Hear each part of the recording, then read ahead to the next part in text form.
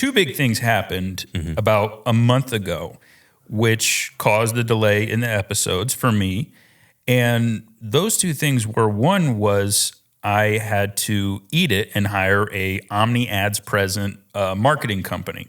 These are the people that follow you around through Facebook, Instagram, TikTok, Google, all that stuff with the ads that make you believe your phone is listening to the things you say. Now, I think it was about episode 10, or no, it was probably episode 7. We talked about selling on social media, just go viral. This is how we do it. And that served me well, certainly for the first couple of years of my business.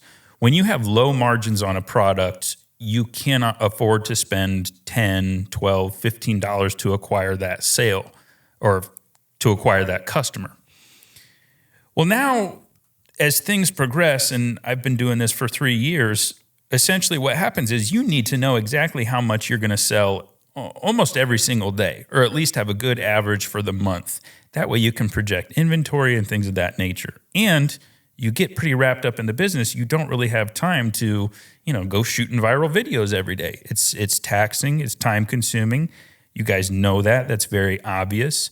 And not everyone's cut out to do it. So I'm at a point where I'm going to throw my hat in and see, can Torque Strap sustain off of a pretty heavy ads budget? Now, our ads budget is, it's pretty extensive. We probably spend $9,000 a month with the hopes that that's going to turn into about $50,000 to $60,000 in total in gross sales. Mm-hmm.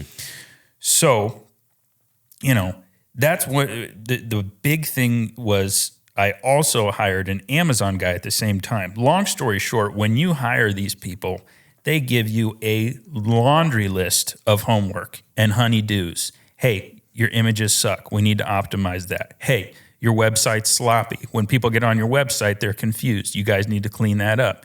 Hey, I need you to create this ad creative that covers why your product is better, who your competitors are, and why people should buy your product. So every day you're getting homework. That's why I have been completely tapped out on time lately, but I can happily say things are kind of getting ironed out, and I'm to a point where obviously I can get back to the podcast, which is what I love, and I can kind of sit back and watch the sales go with more of a minimal touch approach. So that's me.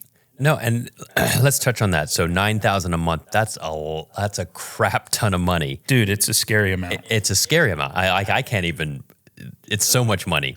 But it's showing you returns that make it worth it, right? Yeah. So for those of us still in the earlier stages, should we stop doing our own social media and things like that? Absolutely not. No. It is 100% still an amazing way to get yourself out there, to promote yourself, to bring traffic and all that good stuff. And if you do want to start running ads, which I definitely recommend, I've started running ads, not like you, and I don't have a person doing it. Right now I'm still doing my own ads. The one thing I've learned is instead of putting you've got your pay-per-click or play per click? Pay per click. Your pay per click, yeah. And different types of ads.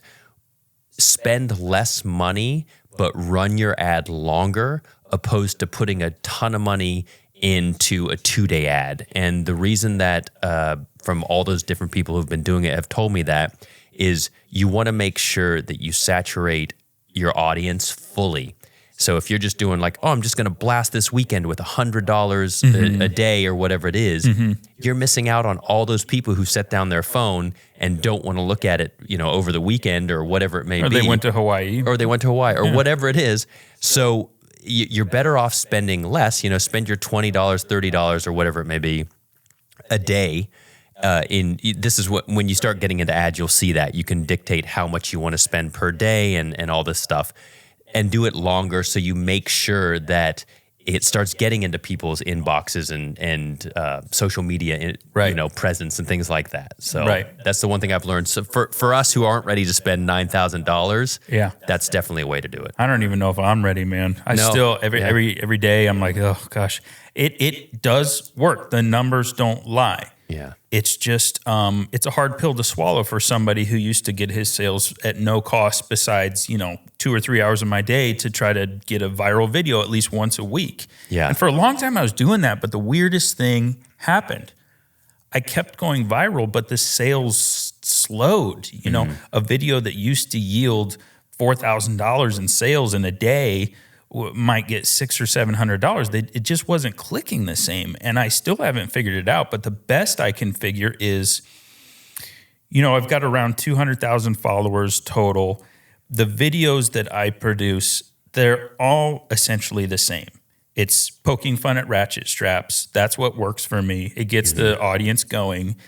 Maybe I've just hit the absolute threshold of guys and a few girls who see that video and engage with it. Maybe they're a little bit fatigued on it.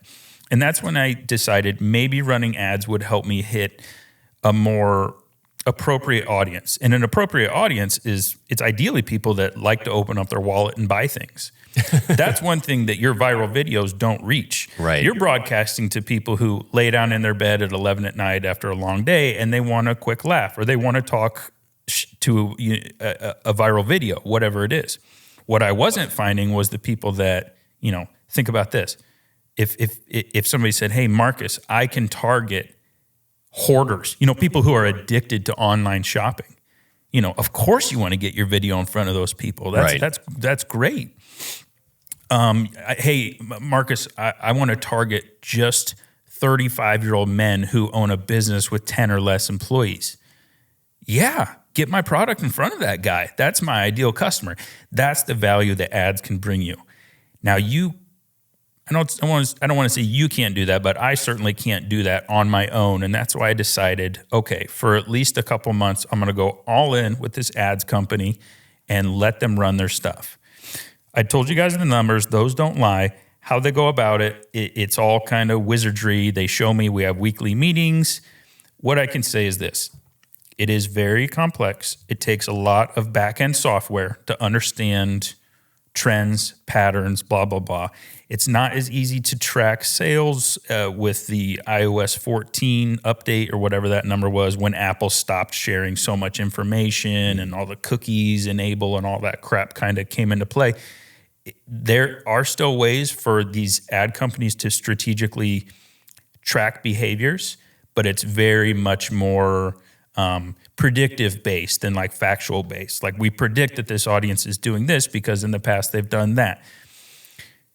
So it's going to be, $300 or $400 worth of software a month that you would have to learn and understand and use, be proficient in. That right there is enough to let me know that's not in my wheelhouse. Well, and that brings another good thing to point. And that was kind of my lesson in the last couple months is it's not that you can't do any of this. We can do all of this.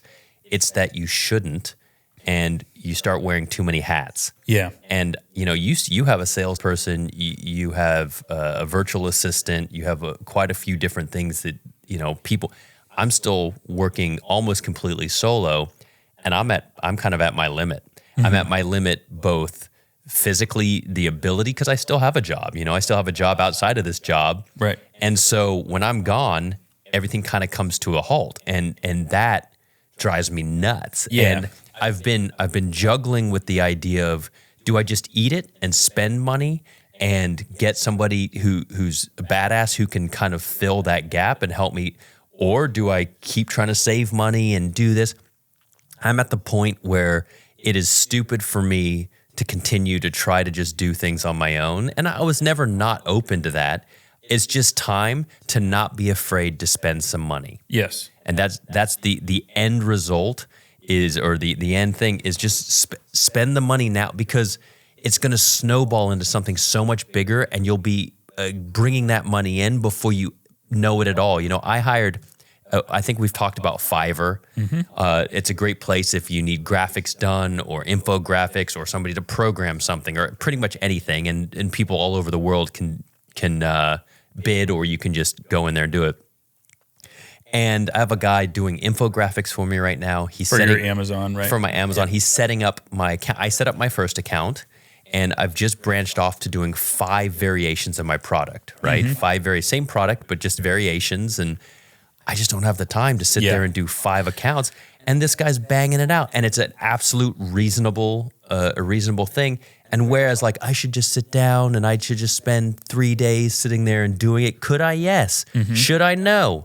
I shouldn't. Yeah. Because it's silly. So anyway, to those of you out there, if you're nervous about spending a little money or you're hesitant, don't.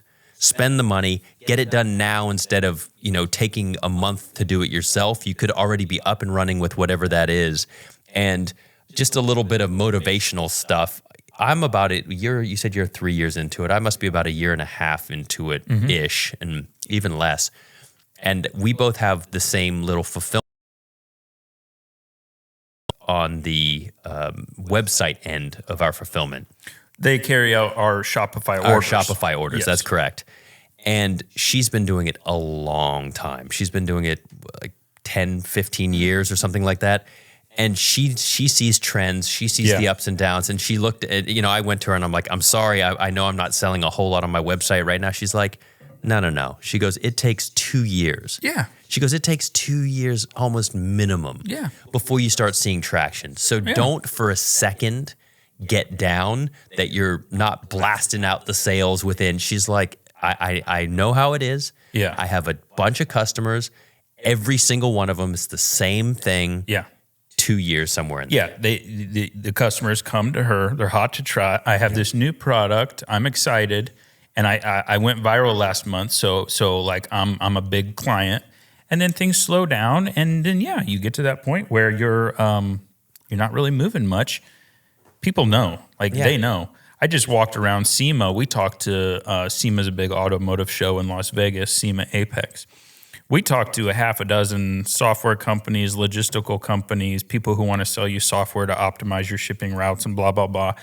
And we're like, we're small, 30 to 50 orders a day. And they're like, no, that's not small. That's pretty good right now. Like, that's pretty good for a small company that you're doing it. And I was like, holy crap, I guess it doesn't take much to really be considered someone moving some product. Right. And it goes along with what you're saying. So to say that 30 orders a day is moving good volume and then 1 or 2 orders a day isn't much volume at all, there's a very small gap between killing it and just kind of sitting dormant. Yeah. So, you're very right about that. I'll be the counterbalance to what you just said about spending money. Sure. Go for it. Because I'll be transparent. This year, we're looking at doing a little over $1 million in gross sales. And right off the bat, there's a huge amount of shipping expenses because we give free shipping to all of our customers. So pretty much you can knock that number off by a quarter or at least a fifth. So say $800,000 in gross sales. I don't know where all my money is. Yeah. And the reason is my wife and I have been going through the books. It's death by 1,000 cuts. It's I was so in the mindset of, a business spends money to make money. So anytime you're spending money, you're doing the right thing. That's only right about half the time, maybe even a quarter of the time. Now, with what you're saying, you're absolutely right. You can only do so much, and you're only so talented in certain realms. Hiring a one-off Fiverr guy for $300 to complete a task that's going to take him a week or two, excellent investment. Signing up for a software that costs $39 a month to collect reviews on your website, not a big deal. Forgetting to read the fine print that for every email that they send out requesting said review costs 10 cents. And then your wife looks at your books and it turns out you've actually been spending $395 a month for these reviews when I could just email the customers myself for a fraction of a penny and ask for that review.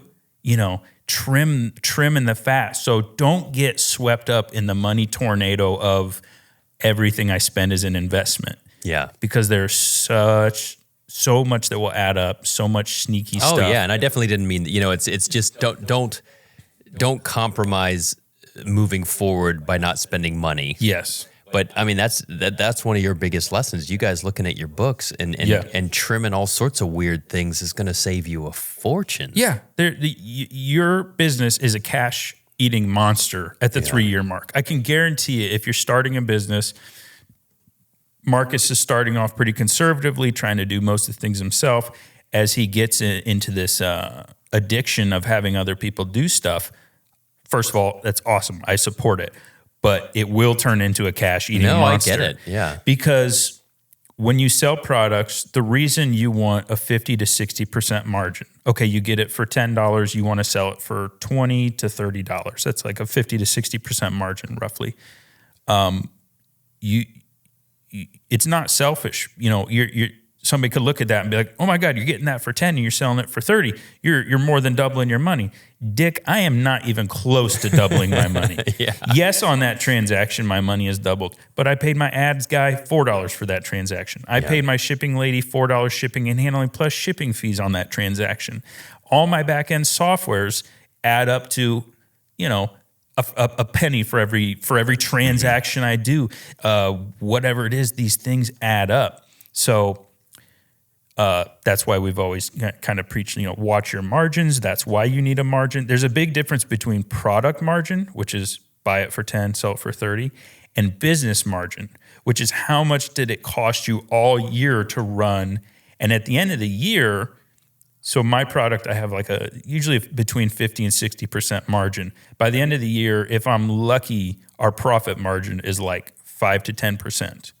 You know, that's a good year right now based on how I've been building things. Now, moving forward, 2024, I'm going to prioritize profit.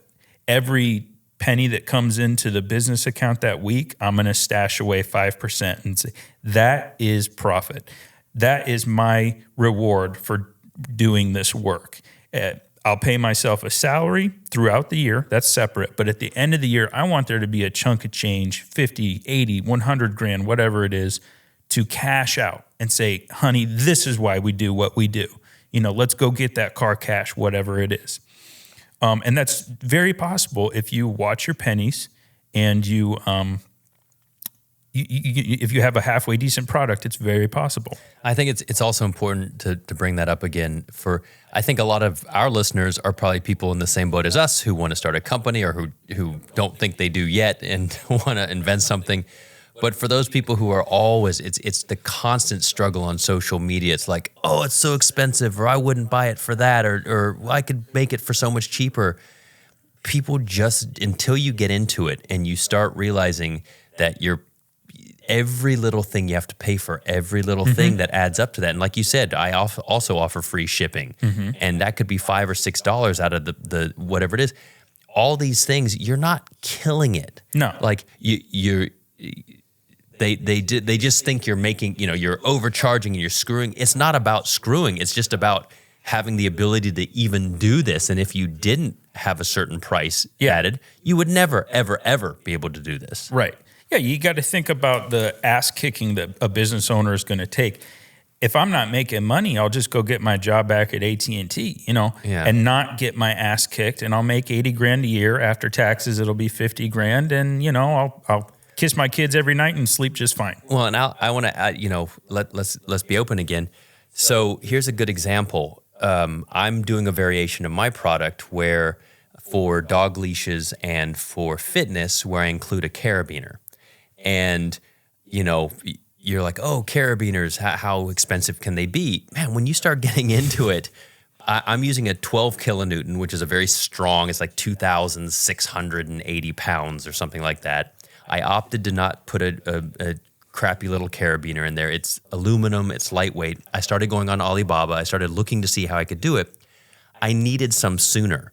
And to get a large quantity of these carabiners sooner, I had to hit Amazon. Yeah. And Amazon, I'm like $2.25 or whatever it is per carabiner. That's a lot. So I order 500. That's $1,000, well over $1,000, just to get enough. In the meantime, I've been able to source through Alibaba for like $1.10 or $1.15, with my logo printed on there, right? So I ordered 1,000 of those. So that's 1,000, again, $1,000-something. And what, people are like, oh, well, why can't, it's 10 cents or doing this. It just doesn't work that way. I asked, how many do I have to purchase before I can get a discount on these things? They're like, it's going to be over 10,000 units to do that. So you just got to remember with small businesses, I don't have the $10,000-something to throw at miscellaneous carabiners, which is one small part of me making my product, right? And when I start selling the crap out of these things, then maybe I can order 20,000 at a time and I can get a 15-cent discount or whatever it is. But people just have to remember that all these costs, when a big company can offer you something for half the price or 3/4 of the price that you're offering it's because they can order 100,000 units at a time. Yeah. That kind of stuff. And they are making money off of everything in that package. They do. You're breaking even on your carabiners. I am 100% breaking. It is a value added to the customer, but it's not making me money. Now let's talk about that. Why are you adding more SKUs to Quick Tie Down Anchor? Give me some background. Okay.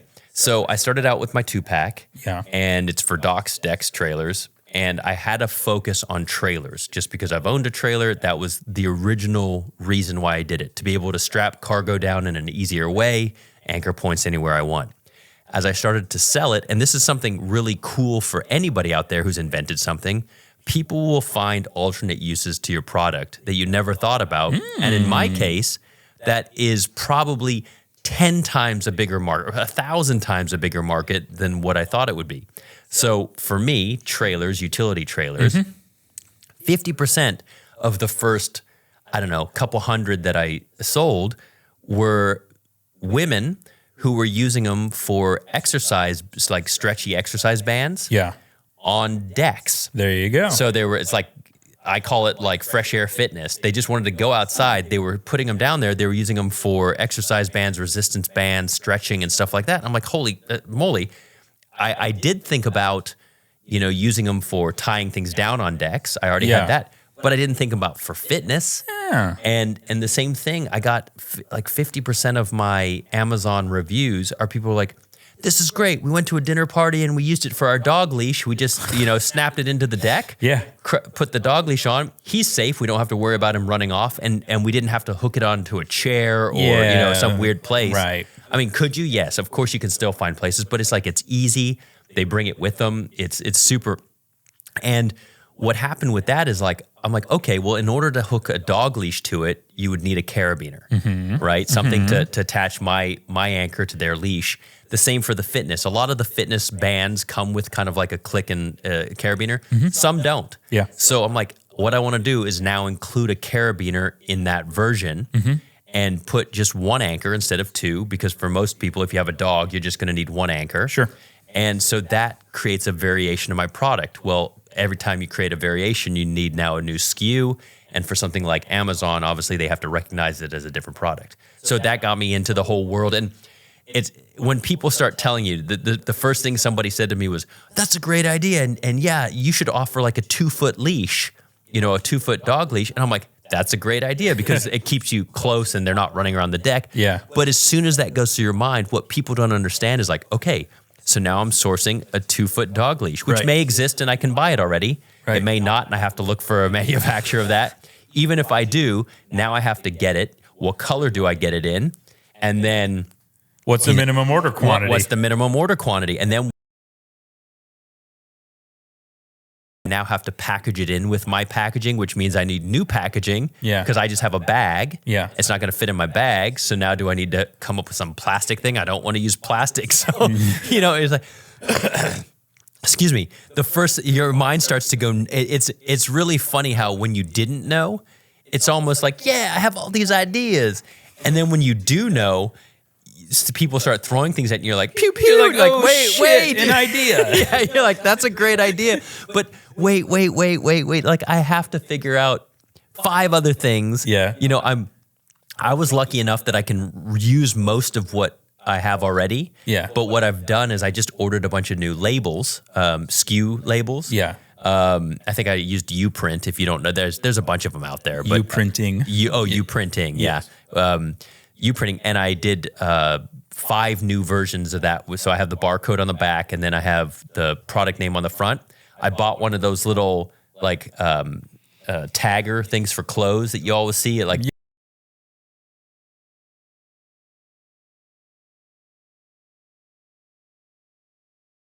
I bought one of those. I sat in front of a TV and I made up 5 different variations where I'm just tagging bags, changing the things, putting in the carabiners. That's the fun part, man. It's the fun part the first time. The first time. I never want to do that again. Yeah, if you saw me doing that, it would be a cold day in hell.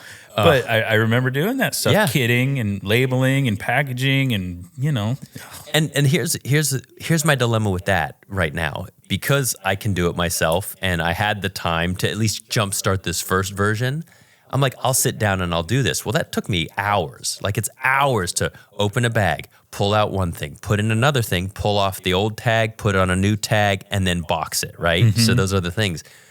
What is that value to somebody if you were to pay them? Because I can't give them $1 a bag. I can't give them $100 per box. That's way too much money. But who wants to sit there for hours and tag these things for $10 an hour? It's a lot of odd job, hard is. To gauge. You can't just hire somebody for $15 an hour. They're not going to care. If you pay them per bag, it might be too much. It might be too little. Yeah. You kind of just got to do it yourself, unfortunately. You do in the beginning, right? In the beginning. And that's it. And I think that's why that comes back down to why we take a lot of these things on ourselves. Yeah. Because who am I going to find? How am I going to find this person? Then I have to take them. So each one of my boxes of 100 weighs 33 pounds. Yeah. So not a huge deal for me, but so what? I'm going to throw 10 boxes in the back of my truck, drive them to someone, give them all the stuff, show them how to do it. They're going to do it. Yep. Or am I just going to sit in front of my TV for a couple nights in the week and do it too? Like that's the way off. But ultimately, it takes me 5 nights of a couple hours when somebody dedicated could get it done in a day or 2 days. Yeah. And then it's ready to go. So that's the payoff where I'm starting to realize you just got to spend some money to get it done, but don't be stupid with that money as well. Like what's that cost and how does it work? Yeah. So why would a person care about having multiple variations of their product as from an Amazon standpoint? Mm-hmm. I think for 2 reasons. One is the majority of the people who will buy some of my variations wouldn't whatsoever need the original product, right? Mm-hmm. So even though it's the same product, that sounds muddy right there, but my initial product has 2 of the quick tie down anchors in there and no carabiners. Right. So what's the variation? The variation is to open a whole new market to those people in the fitness world, the dog leash world, and whoever it may be, and give them an option to still buy my product. Right. And the second is people love variation. Yeah. It's the odd. illusion of choice. The illusion of choice. I may not need this, but I could take this, or I could spend less. Yeah. It is. Yeah.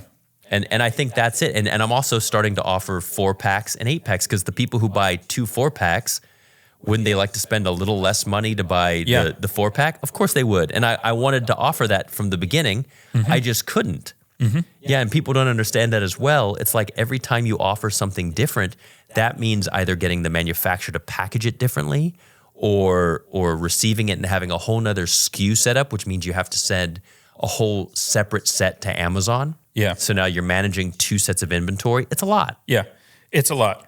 I think the main reason from an Amazon standpoint, and certainly even on a website, it's always kind of depressing when you go on a website and there's one freaking list item. Yeah. And that one list item has like 4 or 5 product photos, and then that's it. You're like, whoa, this is your website? Are you just getting this thing off the ground? You doing okay? But with the illusion of choice, obviously, it looks that much richer. And I don't mean like money richer. It just looks good. Yeah. Now on Amazon, you want to hit a very wide audience. Yes, there's hundreds of millions of people shopping on Amazon every day, but it's also very competitive.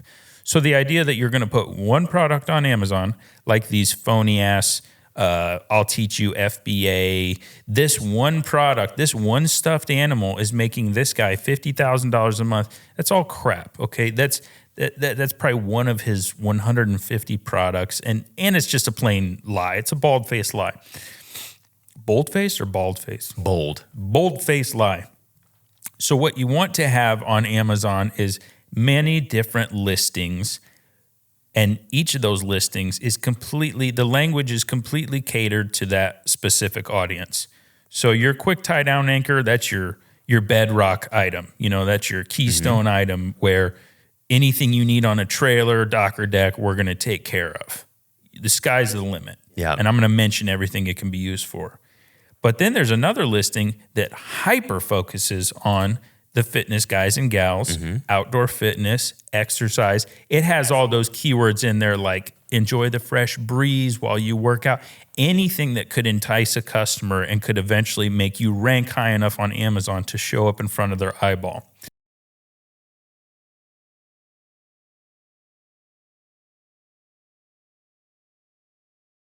But an exercise band anchor for outdoor fitness would naturally pop up in her feed every single time. That's why you want variations. That's how you're going to get the most out of your product. To just have Well, it's true. Marketing, it gives it a whole separate marketing keyword base. Yeah, and that's what it comes down to. This is a keyword search engine optimization world we live in. Yeah. If you're not saying the right words, you are unfindable. It's like the guy with the hot dog stand, but he's completely got it sheeted up in white. Yeah. Unless you get close enough to smell those wieners, you don't know what he's doing. He's got to have hot dog. He's got to holler it out. Yeah. It's the same shit with Amazon and your Google ranking, all that stuff. So more variations, more products, different language to sell those products. That's how you get successful. And that's why Marcus is creating so many variations of his product. It is. And I think you figured this out, or your Amazon guy taught you this. And it's like one other thing you can do is, as long as it's the same product, more or less, you can share the reviews. Yes. So that's really important, because if I have already 50 or whatever reviews on my main product and I bring in one of those other products, I can at least share that review base, opposed to starting fresh out every single time you do it. Yeah. So there's something called the Vine program. Yeah. This is not the only way to do it, but for an example standpoint, this is the best way to tell you. Yeah. If you just put one product on Amazon and it has a bunch of variations under it. That's like when you buy a pair of jeans and then you select 31, 32, Right. 33, black, gray, orange. Right. Those are variations of that product. Right. So they all live in the same family. They're basically collecting the same reviews. Yes. So a guy goes in, he clicks on the jeans, but he ends up getting a 2XL extra wide, extra fat pair. Then he puts a review on it. It's just kind of a dummy review for all those jeans in general. Now, if you break apart those listings, if you sell each color as a different item on Amazon, they're totally separate from one another, different listing rows on your Amazon feed. And you get 2 or 4 reviews per item. Later, you can group them in a variation, and now they'll have 8 reviews. So practically how that would work, if you're a new seller, if you have a new item like quick tie down anchor and you have 4 variations of it, what you want to do is make those variations their own listings that live by themselves. And then you can utilize the Vine program. That's where you send 30 units to Vine review people, and more than likely they're going to leave a review. And it's going to be honest, but it's a review nonetheless. Doesn't matter. They're generally going to be good. Anything over 3.5 stars, is actually doable on Amazon these days. So you have 4 products. You send all 4 to the Vine program. Now they've just collected a gross of 120 reviews. It's 30 reviews per item, but later you combine them into a variant group, and now you have a super listing with 120 reviews. And I just went through the Vine program, so let's just jump on that real quick. Yeah. So you're absolutely right. It's 30. It can be up to 30 reviews. So how it works is I allocate. So let's say I have 200 units of my product at Amazon. I say I want to give up to 30 units into the Vine program. That means 30 Vine reviewers who are hopefully somewhat vetted a little bit or really good reviewers can grab my product for free in exchange for, but they don't have to, leaving a review. Now, they may take it and do nothing with it. They may take it and leave me a good review, hopefully. They may take it and leave me a crap review, maybe. So you just have to know that they're honest reviews, and a lot of them are pretty in-depth reviews where one person might say, it works great on my deck. They might be like, this is a 1/4 inch at the base and it has a spring and it does this and it does that. So they go into detail, which is great and not great at the same time. It makes no difference. Yeah. But if I already had 15 authentic reviews, only 15 more reviews up to my 30 reviews can be from the vine. So that means after that, let's say 30 people take the product, there's 15 reviews already through Vine. Those other 15 aren't going to get registered like that. So just know that. Just know you're going to be giving away some free product that doesn't get used for reviews, or it does and they just don't register. But it's a great thing. So far, I actually have filled my 30. I think I had 20-something reviews anyway.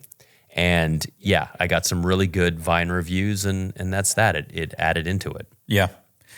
Let's talk some more about eating crow, huh? Yeah, let's talk about it. What was that other one? Oh, email marketing. Oh God. God dang it. Yeah. Oh, this hurts.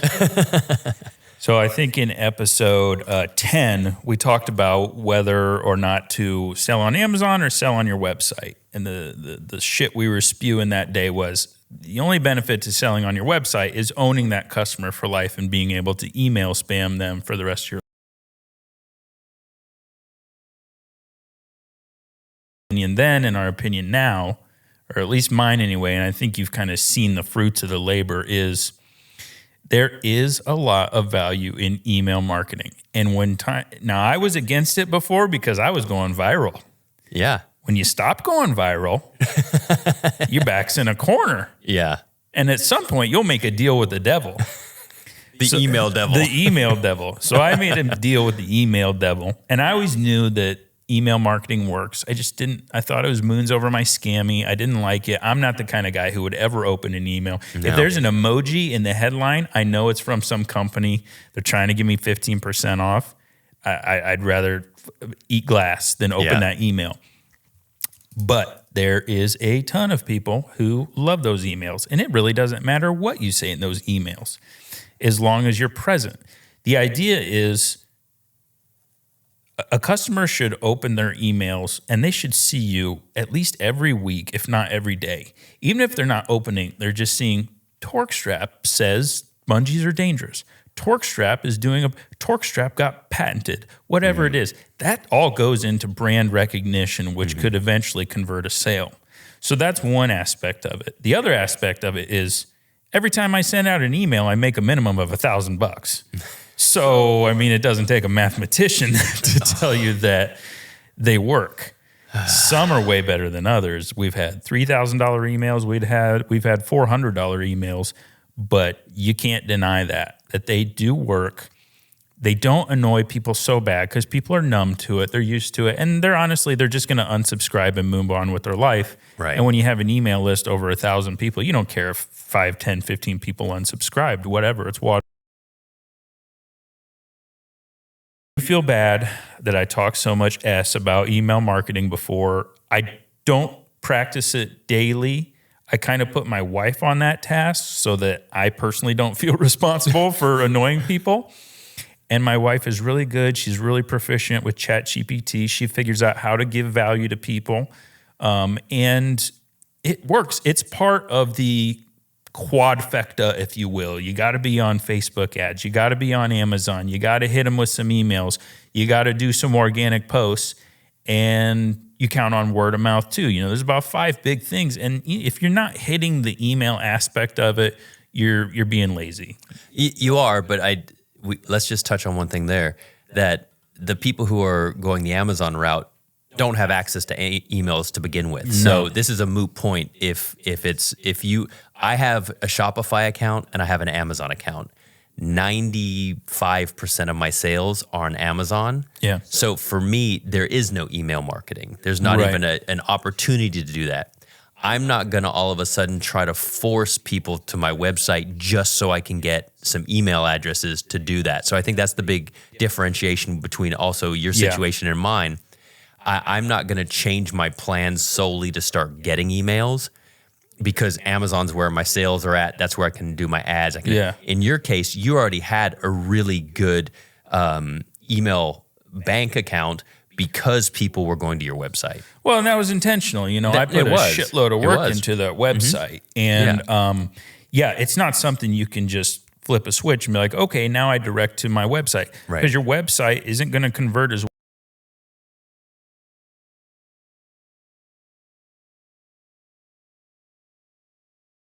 clear, elegant, concise, blah, blah, blah. Now, let me throw this out there. Yeah. What if Amazon kicks you out of your account because you screwed up your international accounts for 2 or 3 days? Oh, How's that make a person feel? Yeah, it's crap.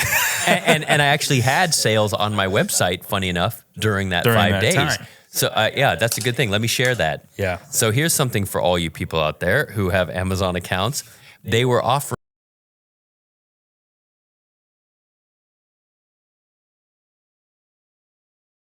to the U.S. warehouses, and it'll get distributed to the European. In my case, it was like 15 different countries. Yeah, I mean Dubai and Egypt and all these different countries. And when that first happened, I'm like, woohoo! I'm like, yeah, I can sell internationally. And what I'm going to do is I'm going to set up all these accounts ready for when I'm ready to do it. Well, I don't want to say that was a mistake, but I'll tell you this: if you, don't do anything internationally until you are well established. USA is the biggest market out there. It is. Milk that sucker for all it's worth. It is, and you don't have the. I'll tell you right now, you don't have the capacity to run 15 different accounts in 15 different countries if you're not already kicking ass. When you only have 100 SKUs to your name. Yeah. The sirens are, the allure is that, oh, well, if I add this, I could maybe do a few more sales. And if I had 15 countries, that could be 30 more sales a day.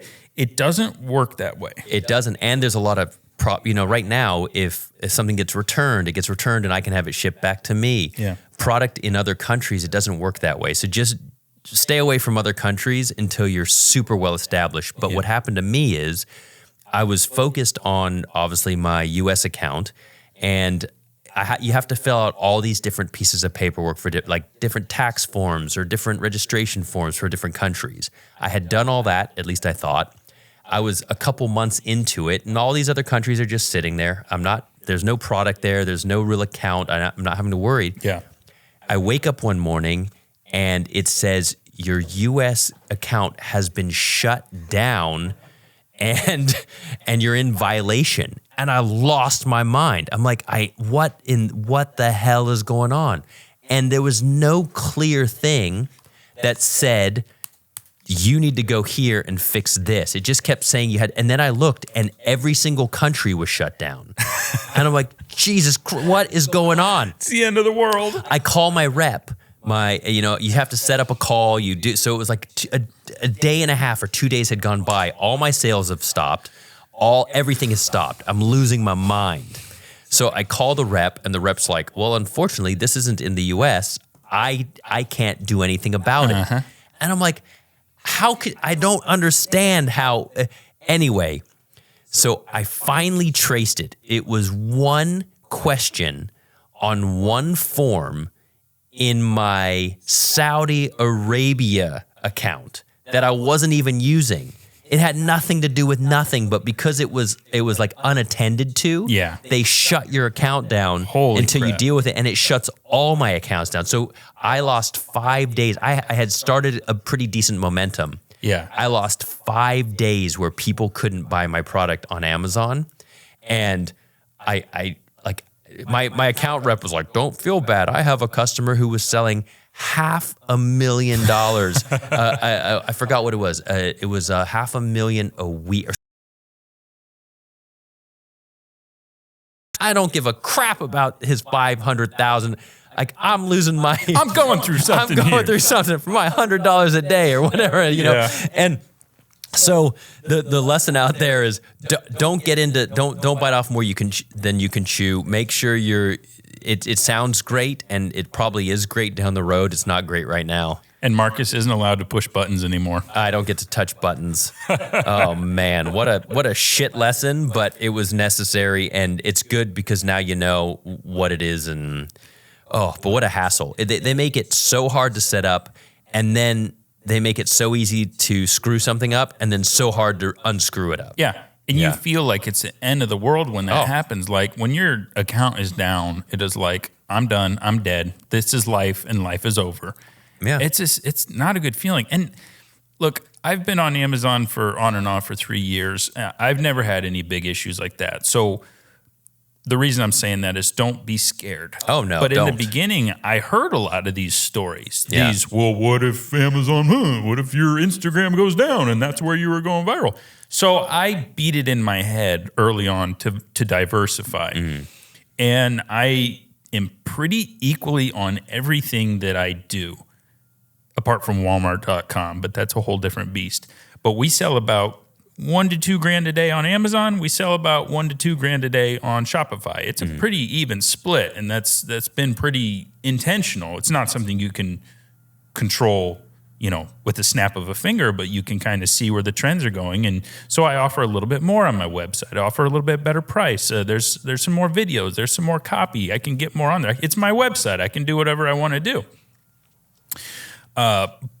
So I would suggest anybody in the beginning kind of do the same thing. Try to do a split. It is healthy. It is good.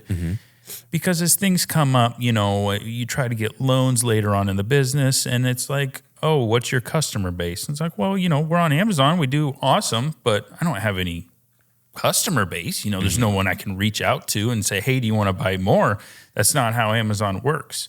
So if that bank is going to know, okay, if Marcus screws up his international accounts and gets shut down tomorrow, he's not going to repay this loan. This is his only channel. So that's why that kind of stuff's important.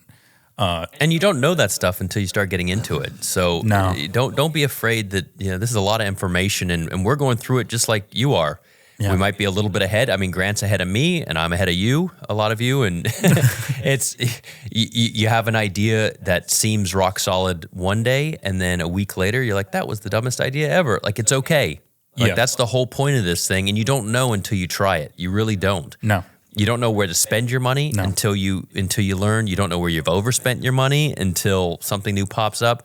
It's going to happen. So don't be afraid of any of that. No, it's a good thing. Yeah. And you're going to think because you listened to this podcast and you read Rich Dad Poor Dad and you watched how to go from 0 to $1 billion with Grant Cardone or whatever that weird show was. You think but you don't learn shit until you've felt the pain in your wallet. Yeah. And that's for 99% of people, that's just the sad truth. And it's a beautiful thing. That's why Marcus and I can speak with confidence. That's why someone could come up to me and say, Torque Strap is the biggest piece of crap I've ever seen. No one would ever buy it. And I would laugh in their face because I'm made of mud. You can't get me dirty. One probably last thing, we're at 49 minutes. Yeah. Close to last thing I want to bring up is what I learned is if you're trying to scale and you have to spend money on help, spend it on an Amazon guy and get a good one. Yeah. And they're not hard to find. Let me put it this way. There's many, many out there. So do the work to find the good ones. In that respect, they're not hard to find. You do have to find them and you do need to vet them. But I have a really good Amazon guy right now, dude. Like, I'm not going to shout him out because he's so busy with what we do. Maybe we'll bring him on the podcast one day. But he's in Spain. And, dude, every morning I wake up. So it's Spain, complete 12-hour difference, about 9-hour difference. So every morning I wake up, he's got 2 or 3 things that he's banged out for me that I didn't even know existed on Amazon. If he can't do them because, he needs me to go take a video or go shoot photos, he's got a list for me of what to do and how to do it and examples of other clients who are doing it well. He's putting together these Loom videos, which kind of it's like a screen record program where it guides you through how to do stuff because I'm so dumb. I need that. And he knows it. And I didn't even have to ask for it. He's got my back. When you feel that your third-party manager, whether it be ads or Amazon guy, when you really feel that they have your back, you know it. Mm-hmm. Like it's just something that you're like, okay, This guy is on my team. Now, the pay structure is he takes a monthly fee, which is under $1,000, I'll say, and then he does get 4% of the gross sales. So 4%. 4% of the gross sales. Yeah. Now, the reason it's the gross and not just the advertised sales, it's pretty obvious when he and I explain it. He's my Amazon guy. He wants to see us do well on Amazon no matter what mode, whether it's pay-per-click, organic ranking, just how people find you. He wants it all to thrive because one doesn't work without the other. You can run all the pay-per-click ads you want, but if your listing just says good, kicks ass, you're not going to sell anything. So this guy has found every keyword that could ever possibly make us rank better. So when he started with us, TorqueStrap was ranked something like 293 organically for most cargo strap type of searches. That means just what it sounds. You search something related to cargo strap, maybe I'll show up the 293rd time. Now we're rated 29, which is enough to get us on the first page of listings organically.